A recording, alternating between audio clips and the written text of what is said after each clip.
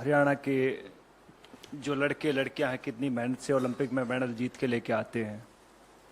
लेकिन जैसे ही मैंने कल न्यूज़ देखी कि हमारी बहनें साक्षी और विनेश फोगाट अपने मेडल गंगा नदी में बहाने जा रही हैं, तो मेरे को एकदम मोहम्मद अली साहब की याद आ गई। मोहम्मद अली साहब जो एक मशहूर मुक्केबाज रहे हैं, जिनको कैसियस क्ले के नाम से जाना जाता है।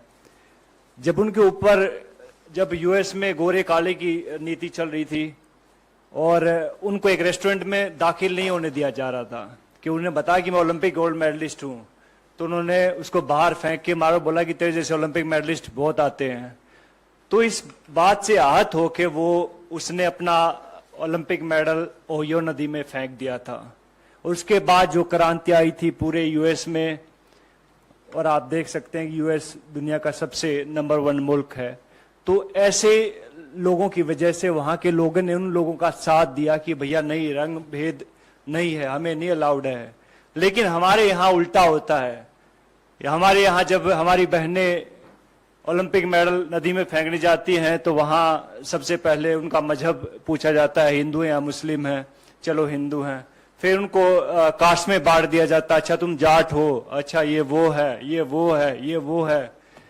तो बहुत सारी चीजें। फिर उसके बाद जो उनकी आईटी सेल एक्टिवेट हो जाती है, फिर बहुत सारे लोग आते हैं कि गंगा मैंने ट्विटर पे देखा है, बिकॉज आईटी सेल की जो टीमें होती हैं कि हम आपको यहाँ प्रभावित नहीं करने देंगे, इससे हमारी गंगा नदी दूषित हो जाती है। तो ये देखकर बहुत दुख होता। बहुत सारे लोगों को नहीं मालूम होता कि ओलंपिक होता क्या है।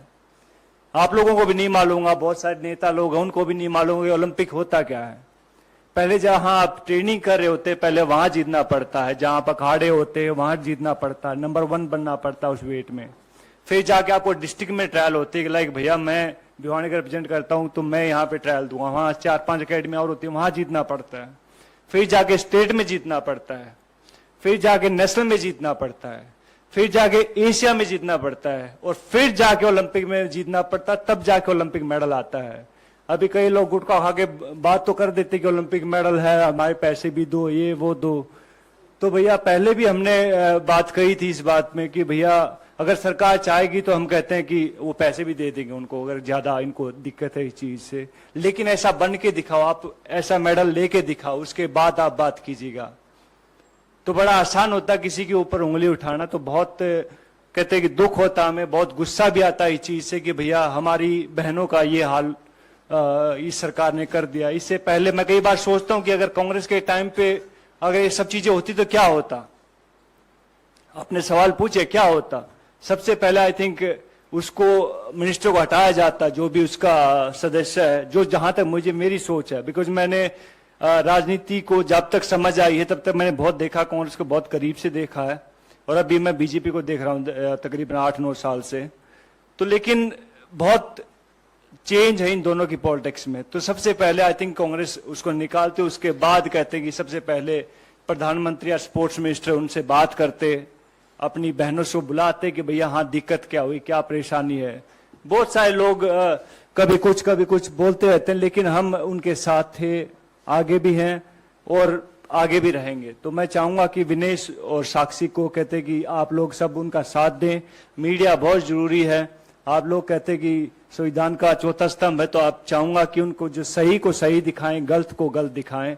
और मैं हमेशा उनके साथ हूं भैया, एक हरियाणवी होने के नाते, एक ओलंपिक मेडलिस्ट होने के नाते। और ये सब चीजें बिकॉज हरियाणा का हमने देखी है। हरियाणा में जब हुड्डा साहब की गवर्नमेंट आई थी तब ये शुरू हुआ था सब चीजें। उससे पहले कितने ओलंपिक मेडल आए थे भाई साहब? आपसे आने से पहले कितने ओलंपिक मेडल आए थे? बहुत कम आए थे। लेकिन जैसे वहां पे कांग्रेस की सरकार आई, हुड्डा साहब की सरकार आई, तब वहां पे कैश प्राइज मिलने शुरू हुए थे, 31,000, 51,000, 1 लाख रुपए। और हमारे लिए बहुत अहम होता था वो 31,000, 21,000 और 15,000 की राशि बहुत अहम होती थी। तो रेवोल्यूशन होता है, चेंज होने में बहुत टाइम लगता है, और चेंज किया है, कांग्रेस ने किया भैया, हुड्डा साहब ने किया है। और अब सब लोग कहते हैं कि हरियाणा से बिलोंग करता हूं तो मुंह बांट देखने लग रहे हैं वहां के, भैया हाँ कहाँ गई हो सरकार, कहाँ गई हो सरकार।